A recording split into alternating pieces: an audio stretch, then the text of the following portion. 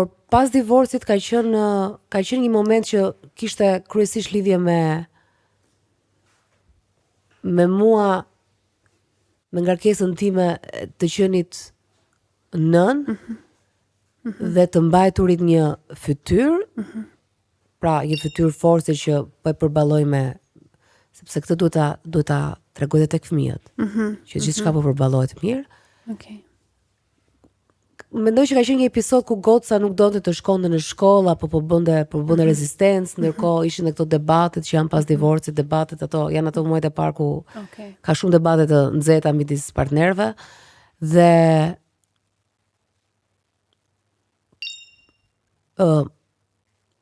mund e kam gdhir deri në orën, ka qenë rreth orës 5 të mëngjesit tek dera e gocës, ajo refuzonte të dilte nga dhoma.